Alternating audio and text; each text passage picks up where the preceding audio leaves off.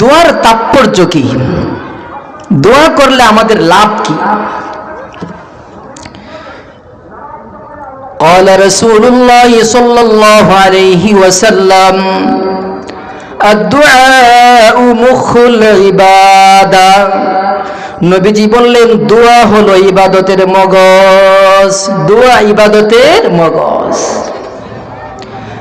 রাসূল করিম সাল্লাল্লাহু আলাইহি ওয়াসাল্লাম আরো বলেছেন লাইসা শাইউন আকরামা আলাল্লাহি মিনাদ দুআ। আল্লাহর কাছে দোয়ার চেয়ে মর্যাদাপূর্ণ কোনো বিষয় নেই। এর মানে হচ্ছে আল্লাহর কাছে দোয়া অনেক মর্যাদাপূর্ণ একটি বিষয়। এই জন্যেই বেশি বেশি করে আমাদের জন্য দোয়া করা দরকার। আমরা যদি আমাদের জীবনের পিছনের দিকে একটু তাকাই, একটু খোঁজার চেষ্টা করি, আমার 7 বছর জিন্দেগিতে এমন কি হয়েছে যে আমি আধা ঘন্টা সময় কান্নাকাটি করে আল্লাহর কাছে দোয়া করেছি? আমি 45 মিনিট আল্লাহর কাছে অনুনয় বিনয় করে দোয়া করেছি?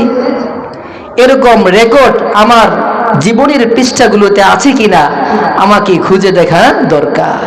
অথচ দোয়া সম্পর্কে তো রাসূল বলেছেন দোয়া হচ্ছে ইবাদতের মগজ। আল্লাহর কাছে দোয়ার চেয়ে বেশি মর্যাদাপূর্ণ আর কোনো বিষয় নেই।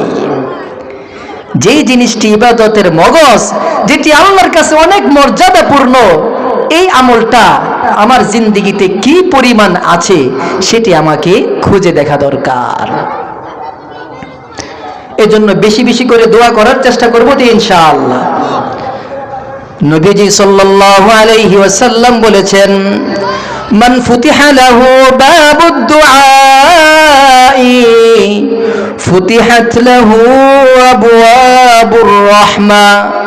যে ব্যক্তির জন্য দোয়ার দরজাকে খুলে দেওয়া হয় তার জন্য রহমতের সকল দরজাগুলোকে খুলে দেওয়া হয়। সুবহানাল্লাহ।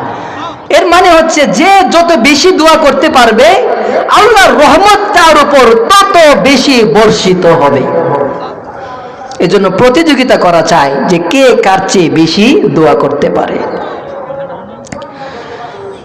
দুনিয়ার মানুষ, আমাদের স্বভাব হলো যদি কেউ আমাদের কাছে কোনো কিছু চায়, একবার দুইবার তিনবার চাইলে আমাদের কাছে বিরক্ত চলে আসে। সন্তান যদি পিতার কাছে একবার চাই তাকে কিছু দিয়ে দেয়, দুইবার চাই তাকে কিছু দিয়ে দেয়, তিনবার চাই তাকে কিছু দিয়ে দেয়, চতুর্থবার যদি আবার কিছুর আবদার করে বসে, তখন পিতা সন্তানের প্রতি বিরক্ত হয়ে যায়, বলতে থাকে আর কত আর কত আমি তোমাকে দেব। এটা হচ্ছে আমাদের অভ্যাস। কিন্তু আল্লাহর বিষয়টা একদম বিপরীত। আল্লাহর কাছে যে যত বেশি চাইবে আল্লাহ তার প্রতি তত সন্তুষ্ট হয়, আর যে আল্লাহর কাছে চায় না আল্লাহ তার প্রতি অসন্তুষ্ট হন।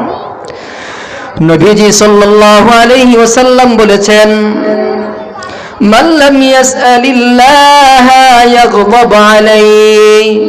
যে ব্যক্তি আল্লাহ রাব্বুল আলামিনের কাছে দোয়া করে না, আল্লাহ রাব্বুল আলামিন ওই ব্যক্তির প্রতি রাগান্বিত হন, গুসা হন, আল্লাহ অসন্তুষ্ট হন।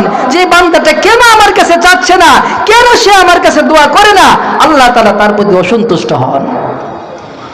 এজন্য আল্লাহ আমাদের প্রতি সন্তুষ্ট থাকুক না অসন্তুষ্ট থাকুক, আমরা কোনটা চাই? সন্তুষ্ট থাকা। যদি আমরা চাই যে আল্লাহ আমাদের প্রতি সন্তুষ্ট থাকুক, তাহলে বেশি বেশি করে আল্লাহর কাছে কি করতে হবে? চাইতে হবে, আল্লাহর কাছে বেশি করে দোয়া করতে হবে।